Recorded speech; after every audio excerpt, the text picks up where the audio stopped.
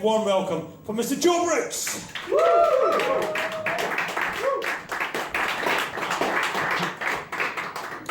Hey, so it was just a Pride about a month back over in Gloucester Park. Now, personally, I don't really attend. I'm not gay. But I do have a tradition. I like to try and jerk off to a guy every year on Pride. Like I said, it's not a sexual thing.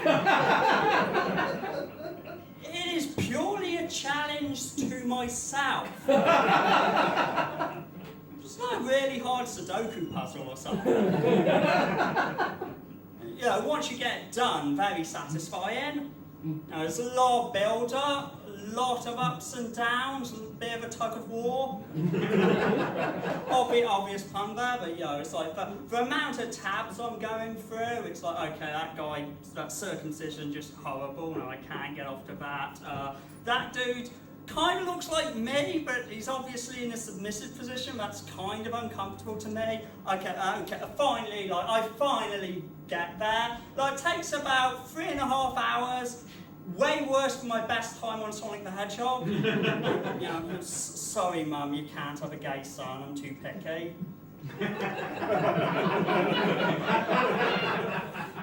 Now, the thing is, like I said, it was like I don't really pay that much attention to the whole LGBT community. Like, it's not really my thing. Like, to be honest, you know, I have homophobic friends. But, like, part of it's just I don't want I've no interest in the drama. Like there's this whole thing a while back with this woman called, like, Katy Perry. I think she's a pop star or something. I've no fucking clue who she is. I just know she had this song where she was like, I kissed a girl and I liked it, the taste of her juicy tongue bit. And like, some like gay people were kind of upset because they were like, well, you know, she's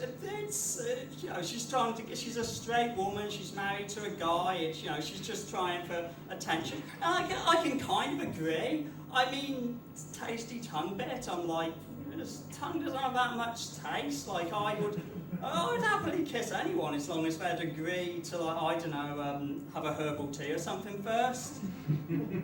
But there was this article I saw, I forget where, but it was like this woman who, it was like, on Pride, as a straight woman, I ate pussy. And I'm like, if you go that far, you should give her a pass.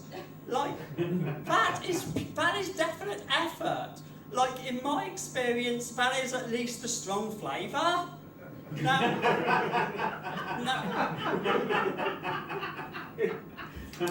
so, like, I get on the phone to the like, LGBT community and I'm like, you know what, shouldn't you just give her a pass at this point? And they're like, no, okay. Look, we'll give her a clear, if it's like full sex, that's it.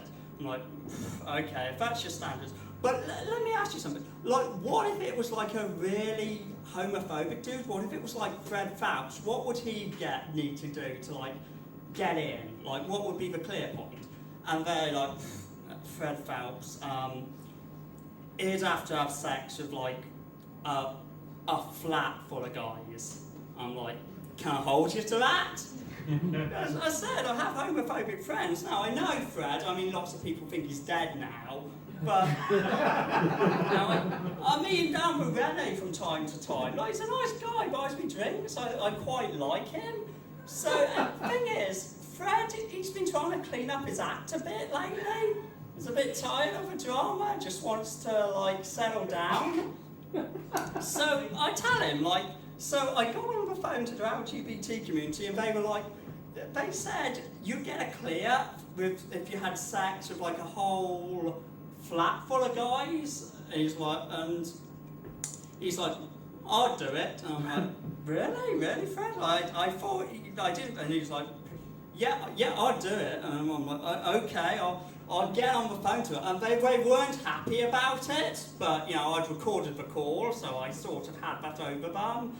So I was able to sort of, it was a bit of an argument, but I got there, and we cleared it, and so, you know, so Fred, he seemed really keen on it, so I'm like, okay. he's like getting me to help him, because, you know, Fred, he's kind of, doesn't walk that good nowadays, so I've got to help him down to the chemist, get like a ton of condoms for this.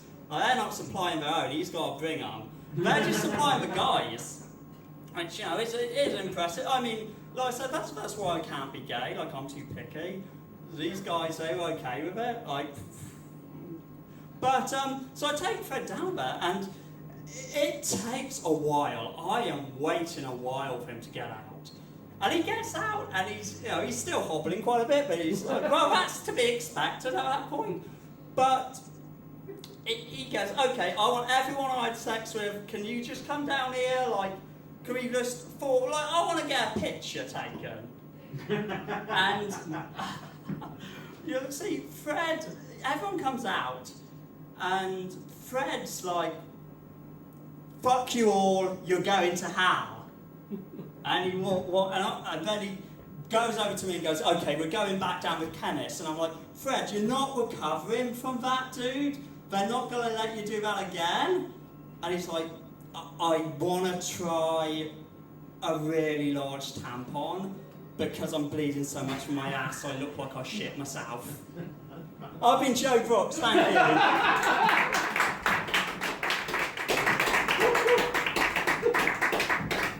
There you go, thank you very much, Joe.